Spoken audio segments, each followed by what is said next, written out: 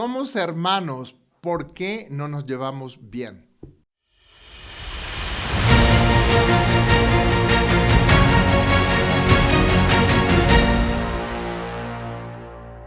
Hay todo un tema y una cuestión de entre hermanos, suponiendo que porque somos del mismo papá, la misma mamá, somos de la misma familia, deberíamos llevarnos bien. Pero hay un pequeño inconveniente. Se mete como una cuña dentro de las relaciones entre los hermanos, los temas culturales, pero también los temas económicos, pero también los temas afectivos. Así que yo te pido que si te interesa este tema y quieres ver el video completo, entres a YouTube o en Spotify para que lo puedas ver completo. Esto es un anticipo. Oiga, a ver, hay un tema fundamental. Pensamos que porque somos hermanos deberíamos parecernos, deberíamos comprendernos, entendernos, pero ¿tú sabías que hay hermanos que no se quieren? Que hay hermanos que buscan apoyar a otros hermanos, mientras que hay hermanos que buscan aprovecharse del trabajo o de la riqueza de otros hermanos. Yo he visto que culturalmente cuando son varios hermanos, al que le va bien, básicamente es al que más le piden, porque todos dicen, si le va bien, tiene que ayudar a los que le va mal. Y muchas veces lo que le va mal es que le va mal porque no hacen nada para que les vaya bien. Simplemente están esperando, si es mi hermano, debería, está obligado por ser hermano.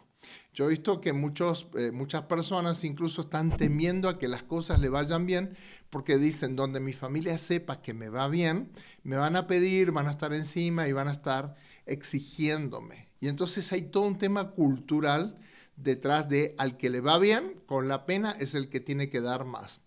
Y muchas veces cuando los papás están jóvenes, cuando no hay mucho tema más que cada quien se vaya haciendo cargo de lo suyo, básicamente no hay tanto tema. El tema es cuando los papás empiezan a envejecer o se empiezan a enfermar.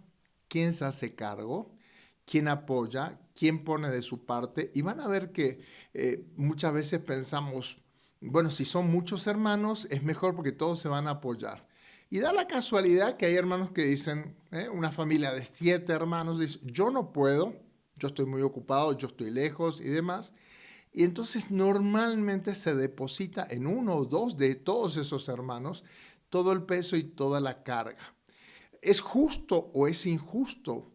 Ni es justo ni es injusto, simplemente es que hay personas que están dispuestas a hacer algo por los papás en su época de ocaso, cuando ya no tienen fuerzas para trabajar, cuando ya no tienen dinero, o incluso hay hermanos que dicen, no, yo no voy a poner nada porque yo no tengo, como tengo menos, entonces yo no, que ponga quien tiene más. Y nuevamente aparece esta herida de injusticia, donde yo he visto que las personas que más ponen sienten la injusticia de tener que hacerlo, soportar o sostener al que menos pone, al que menos suma, y esto tiene que ver con escasez y con abundancia. Tiene que ver con heridas que todos traemos y tiene que ver básicamente con una herida de justicia o más bien una herida de injusticia, donde empezamos de niños a sentir que me toca el peso, me toca la carga. Muchas veces los hermanos mayores pagan el precio de ser los primeros, a los cuales los papás le dicen, debes hacerte cargo que tu hermano haga la tarea, que tu hermano se bañe, que tu hermana haga la tarea de la escuela. O sea, básicamente es como que caen responsabilidades que a lo largo de los años esos roles se van manteniendo. Entonces, al más responsable, al que justamente pone más, es al que le toca la mayor cantidad de trabajo o, digamos, peso. Y lo aceptamos así porque es lo que aprendimos. Es que yo aprendí que yo tenía que ser el soporte de la casa, es que yo aprendí a no pedir apoyo, es que yo aprendí a no pedir ayuda, es que yo tengo que poder todo yo solo.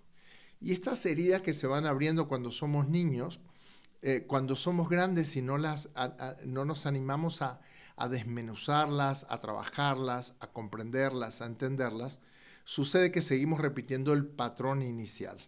Entonces, ¿somos hermanos? ¿Deberíamos querernos? No necesariamente. ¿Somos hermanos? ¿Deberíamos ser iguales con todos? No, porque somos todos más bien, más que hermanos, somos personas. Y si bien hay algo que nos mantiene como origen, que puede ser el mismo papá, la misma mamá, hay muchas cosas que vamos aprendiendo y tenemos todos tipos de personalidades. Entonces, pensamos, es injusto o hacemos cosas por nuestros hermanos pensando que como nos une un vínculo, debería ser positivo, deberíamos desearle lo mejor. Pero no dejamos de ser seres humanos egoístas, egocéntricos, cómodos y muchas veces juzgones, es decir, de estar juzgando permanentemente a los demás. Yo he visto familias donde de repente a un hermano le va bien y todos los hermanos conspiran en contra de ese hermano. Hablan mal, pero a la hora de pedir es a quien le piden, es a quien le exigen, es a quien le dicen tú deberías porque como a ti te va bien, tú. Entonces se carga sobre quien le va bien, pero muchas veces es el más criticado, es el incluso al que muchas veces no le invitan a las reuniones, a las fiestas, lo excluyen, pero es al que primero recurren. Si esto ha pasado alguna vez en tu familia, me gustaría que lo comentes, porque es bien importante, se da muchísimo en que quien más ponen es a quien más le exigen. Es al que más da, es al que más está obligado. Y yo he visto que de repente en una familia, justamente los que no ponen, siempre son los que no ponen. Es como decir, pasan los años y los roles siguen siendo estáticos, es decir, anclados. Está el que todo lo puede, está el que nunca puede, está el que siempre necesita. Y vas a ver que con el correr de los años, esos roles como se van fijando, es como si yo adoptara un papel, un rol en una película, ¿no? La mala, el bueno, el galán, el antigalán, es decir, vamos adoptando roles en nuestra vida. En lo que no nos damos cuenta es que muchas veces esos roles impactan en nuestra economía, o sea, el que nunca puede, el que nunca tiene dinero, imagínate cómo impacta eso en su economía, en su matrimonio, con sus hijos, el hermano pobre, el hermano pudiente, la hermana a la que todo le va bien. Al adoptar esos roles, el problema es que se cristalizan. ¿Qué significa que se cristalizan? Que al adoptar roles vamos quedándonos en ese lugar. Yo conozco personas que, por ejemplo, adoptan un rol donde dicen, para mí hacer dinero es lo más fácil del mundo. Y adoptan ese rol de abundancia y generan y generan y generan. Y siempre, ¿no? Y hay otros que dicen, no, a mí siempre me falta, a mí nadie me ayuda, a mí nadie se acuerda de mí y me siento desplazado, me siento no parte. Al adoptar estos roles, terminamos pagando los precios de quedarnos estancados en ese rol. El que siempre da, el que siempre tiene, normalmente siempre tiene. Y el que nunca tiene, normalmente nunca tiene. Entonces, no tiene afecto para... No estoy hablando solamente de dinero. No tiene tiempo, no tiene afecto para dar, no tiene la energía, no tiene... Ahora, justamente se premia, por ejemplo, ¿quién se queda a cuidar a mamá cuando está viejita? ¿Quién se queda a cuidar a papá? ¿No? Normalmente si alguien está soltero o soltera, decimos, bueno, te toca, porque como no hiciste familia, como no tienes hijos y demás, no tienes otro compromiso, como si no tuviera vida. Eso también es muy importante poder ver que son roles que vamos asumiendo con el paso del tiempo. Entonces, es momento de poner sobre la mesa si realmente es así o si vamos aprendiendo a que esa es la manera en que tenemos que comportarnos en el mundo para cubrir las expectativas de la familia. Recuerden que la familia es un sistema y en ese sistema cada uno ocupa un rol. Es como una empresa, está el director, el gerente, subgerente, los empleados, los operarios, o sea, cada uno va cumpliendo ese rol. Ahora, en las familias el problema es que no puedo dejar de pertenecer a la familia a la que pertenezco, o sea, valga la redundancia, es decir, no puedo dejar de ser hijo de quien es mi padre o mi madre, no puedo dejar de ser hermano. Entonces, para muchas personas eso funciona como una cárcel en la cual se sienten atrapados en el rol.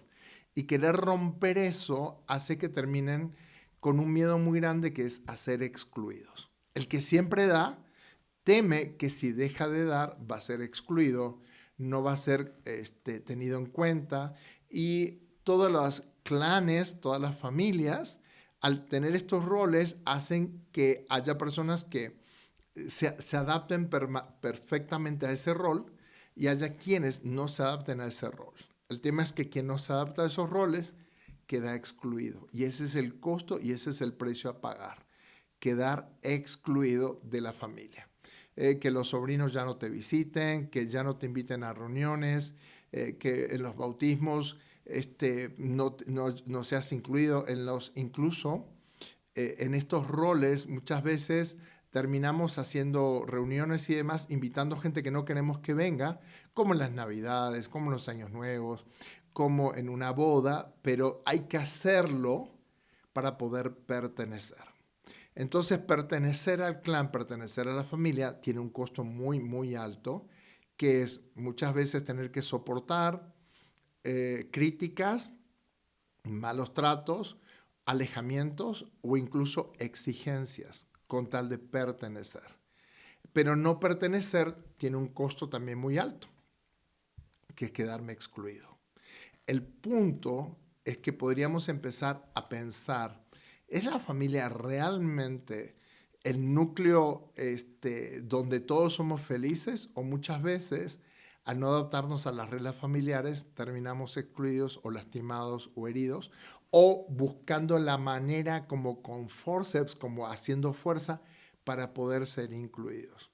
Y muchas veces, a pesar de hacer todo el esfuerzo, a pesar de poner todo, igualmente no me quieren. Entonces yo escucho constantemente que me dicen, pero ¿cómo es posible? Debería quererme, es mi hermana, es mi hermano. Entonces, cuando yo entendí personalmente que de repente no por ser hermanos todos se quieren, puede ser que hoy pueda llegar a una conclusión, decir, es mi hermana, es mi hermano, pero no me quiere. No me quiere tal vez como a mí me gustaría, no me quiere como yo quiero, porque pensamos en la reciprocidad, no, si yo doy, si yo pongo, del otro lado va a venir exactamente lo mismo. Y eso es lo que causa decepciones, tristezas, y sobre todo cuando pasan los años, ¿no? Cuando necesitamos apoyo para mamá, para papá, ¿quién se va a encargar? O quién se va a encargar de cuando un miembro de la familia se enferme o necesite el apoyo de los demás, y es ahí donde empiezan a emerger las disputas infantiles, los miedos, los resentimientos, los enojos que se vienen acumulando a lo largo de los años. Es decir, llega un punto en la vida donde eso empieza a emerger. Es como cuando baja el agua de una inundación y puedes ver lo que quedó.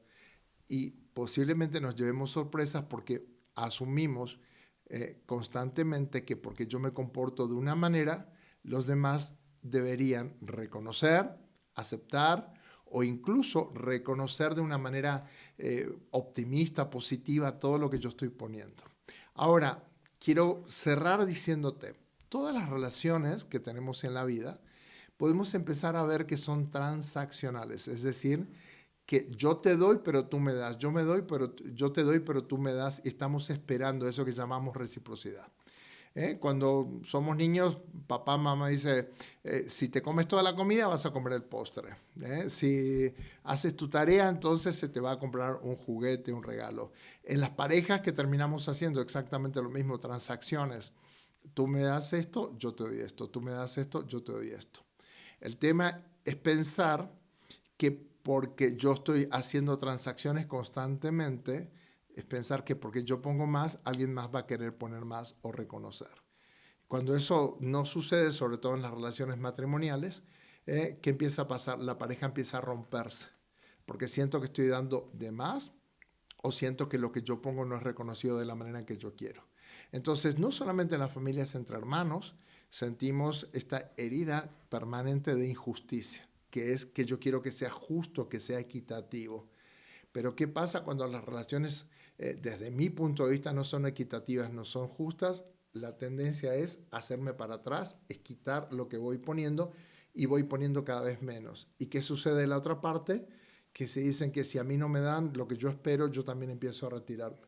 Y entonces se empiezan las familias a deshacer los vínculos, a resquebrajarse, y no entendemos cómo éramos tan felices antes, cuando ni siquiera nos poníamos a pensar en esto, simplemente vivíamos, simplemente gozábamos, simplemente éramos quienes éramos. Yo creo que lo que arruina todas las relaciones no es lo que sucede en las relaciones, sino en el mapa, en el imaginario que yo tenía previo, en donde yo me había hecho una idea o tenía una expectativa de que las personas se iban a comportar de la manera en que yo esperaba. Mis hermanos, mis hermanas, mis primos, mis tíos.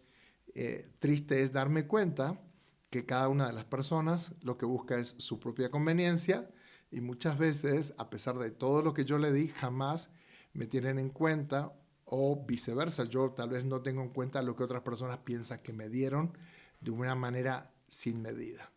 ¿No será momento de empezar a reevaluar estos sentimientos de que en la familia todos se quieren, todos deberían amarse, todos deberían cuidarse y demás?